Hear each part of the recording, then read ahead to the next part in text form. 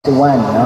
Yara makita sa MC2, pero ang MC2 nato, main canal to is ari ni Alibunan, kag ang source ni is Ibasan sa hala or dam nato, no?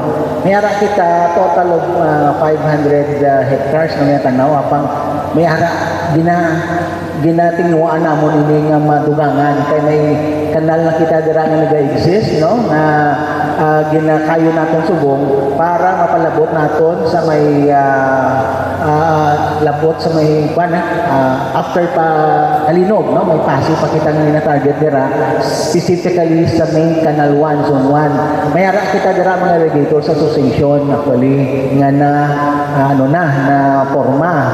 So ang specific numbers ng irrigators mayara kita dira pero hindi lang ako masyado kwan sang numbers pero pila ka mga irrigators association active na actually mayara nga nagapartisipar gani sa mga aton gina training sa capacity building, no? Mayara ng mga programa kag ina man gani nga area gina patigayon naton sa convergence, no? Sa may tupad, no? Do may ara kita dira area nga kun IAs, specific IAs nga gina naton para sa mabuligan sila pangabuhi. Now, this 500 hectares initial kay ginatanaw naton may mga 1,000 o thousands of hectares pa kita nga gina-target dira, no? Before end of this year, no? Ginatanaw naton makadugang dira na makalabot kita sa 1,000 nga hektaryas para madugangan pa din nato ng 500 hectares. Currently nga ginapatubigan naton kag kumbaga way na sila problema kay ang tubig direkta nga halin sa dam, no? Naton may ara kita nga about 135 estimated volume 135 million cubic meter nga ara sa reservoir dam sa mga halaor. So ara gid bastante ang tubig dira. So ang mo lang sa liwat ang downstream area ginakayo namon siguro may mga farmers, no, mga feedback nga sige nga amon tayo dira para mapalabot naton sa punta malabot gid sa pasi ang area ang aton nga irigasyon. Sir, in 500 hectares na si Sir, naka-beneficio na ni sila or naka-third cropping na ni mga irrigators association within this area? Yes sir. Actually, ang aton sa ila pagsugod, no, may ara gani sila sang ginapabot sa aton nga nagapasalamat kuno sina. Definitely, we can do third cropping because of the availability of water ara sa aton nga hilang. We dig it sa kaina gani sa aton nga solar pump sa aton audio video presentation, no, sa solar pump gani basta ang tubig 3 hasta 4 na cropping gusto mo ipilit sa aton nga farmer. So how much more kung may reservoir kita? Ini nga aton nga reservoir, no, ginatanaw naton nga makabuligid sa aton mga area, no, ang direkta nga makabulig subong, no, sa aton nga nabuligan, no, makabenepisyo sa aton reservoir. Ini nga aton system ginahambal din ni Ma'am Rebecca nga diri sa Dingli, no, nga dam kay ang tubig dito pagpabalik natin sa suba ang pinakaulihin namon nga sistema nga sa is nga rin amon nga Muruburo Dam. So direkta ina maka benepisyo sang aton nga tubig nga na ipon dito sa high dam. Isa sa ginatanaw namon nga makabulig actually ang increase, no, increase ang amon nga production as supported by NEDA. Ini amon nga ang programa sa amon nga top management ni Administrator Gilil ini nga second drive gin-adjust may ara kita nga adjustment sang cropping calendar. Gintuon siya sa medyo bastante ang init. Kaya ang science nila kung bastante ang init at may tubig malang mas dako ang production. So may adjustment kita. May data kita actually, no, last year 2024 and 2025 ang 2024 may ara 2025 may gin-propose kita nga 8,000 kumbaga sa second dry na siya kung sa dry season natin, pero sa sunod na cropping natin o kung sunod na tuig the same ang scheme natin sa second dry naka 16,000 hectares kung silingon mayara gid ako kung lapit sa pilo, no? Ang aton nga na-produce tungod sining adjustment sa aton wrapping calendar. So dako ang bulig sina kag gusto ko lang tumuron atong ginhambal sa UNEDA nga may increase ili sa pag-akili sa ina karason, which is very ano gid ang aton nga administrator sina nga scheme first kag second or open double dry scheme. So last na lang question.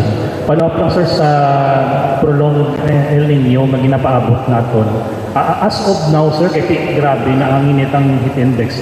May ara na sa mga irigasyon kita, mga main irrigation naton nga nag-low level ng tubig or nagmalala. May record na kamo.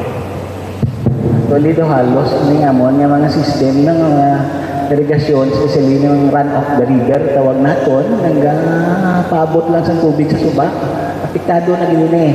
Ang impact niya sa amon, sa niya, hindi tama kadako, tungod yung schedule subong, mayara kita nga water cut off. Kumbaga, balaan sa farmers, schedule na sila subong, nga wala sang pilalang sa mga system naton na naging intra ini sa atong second dry, ang nagtanong, mostly, as kung sa amon ang ninatawag schedule ni siya ng water cut off, so wala sa masyado sa subong ni-impacted sa atong mga farmers. But eventually, no, ang aton niya kung magdugay ini, definitely may epekto din kay sa sunod, supposedly sa sunod nga planting season, dapat may schedule na kag kung magdugay ini, may ara gid ako may epekto. That's why we are kung hinahambal natin gaina nga preparasyon naton pagi sa atong mga equipo, kayo sa mga kanal, kay bisan gamay lang tubig ma-maximize naton ang AWD technology gina-introduce kag gina-patigayon natin sa aton ng mga farmers. Palagas lang sir, below normal level o kung within normal level pa ang tubig subong sa mga irrigation sa based on sa monitoring na. Tama din sir, tama din. Para sa normal level sir, ang tubig sa mga irrigation or below na siya. Yes sir, actually ang aton nga hambal mo kayo na ang aton nga usual nga cut off water cut off pula kita sa tubig ginapatigayon subong tungod nga sa schedule, but definitely ang aton nga makita naton sa ang indicator naton ng reservoir gani ng tipon kita mayara kita 135 estimated 135 million cubic meter lang na tipon out of 250 nga maximum, so medyo lapit sa tunga, no? Mas grabe ang epekto sa aton nga mga suba, no? Ang suba naton dira malang nag-obra sa run of the river nga dam naton dira kita gakuha, definitely dako gid ang aton nga ang dako ang epekto niya sa kakulangan sa tubig. Bisan, no? Ang hinahambal naton yung aton halaor Dingli Dam nga nagkuha sa tubig sa Halaor River, no? Apektado man siya, although hindi siya nato mahambal nga hindi siya makakuha sa tubig tungod may ara kita gaya ginadugang o ginabalik ang tubig from Halaor High Dam, pero dako ang iyang epekto, dako gid actually dako ang water level nga pag-usbos ang water level diri sa aton nga Halaor Moroboro Dam. Isa lang ina ka river system o kung suba, no, madamo pa kita ang Suwagi, which is very minimal ang flow ng tubig sa aton nga mga existing ay nangis naton may mga dam kita na run off the river. Sige, thank you so much, Sir Mon. Next, we have Veritas News, and we go back to Philippine News Agency. Good morning, sir. I'm Rene Villanes from Veritas News. Hindi natin maligar, sir, na sa subong na timpo nagataas na ang presyo sa nga fuel, no? Paano nakabulig sa ating mga muma na tawag natin solar pump irrigation project? Okay, so actually daw among gid ang pinakamaayo gid ng pamangkot kay sa subong nga panahon, no? Tama kay net. Amo gini ang gusto man sa aton solar pump project, no? Kag sa subong nga panahon tama kataas ang fuel, ang diesel, ang gas, wala man nila epekto sa aton solar pump project. Kaya nga man solar, wala kita sa ginagasto dira pag-abot sa fuel, no? Diretso ina iya ang enerhiya, kung renewable energy, diretso ina ang inusan naton para magpaandar sa pump, pag makapatubig kita sa talanan. Nakita na kayo sa aton nga audio video, no? Presentation ng kung ano, no, kadako sang pagpasalamat man sa atong mga farmers, especially sa area nga may ara nga bastante nga tubig, no, na source para sa atong nga water, solar water pump. Okay, sir. May additional question pa? Okay.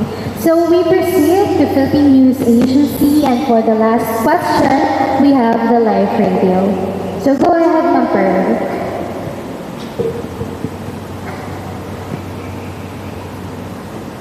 Sir, balikan natin, sir, ang solar pump irrigation program. May we know if din ini nga mga particular areas in Western Visayas, and as na-mention din nga maka-help sa mitigate sa effects ng prolonged dry spell. Paano siya, sir, maging efficient ang ini nga SPIP if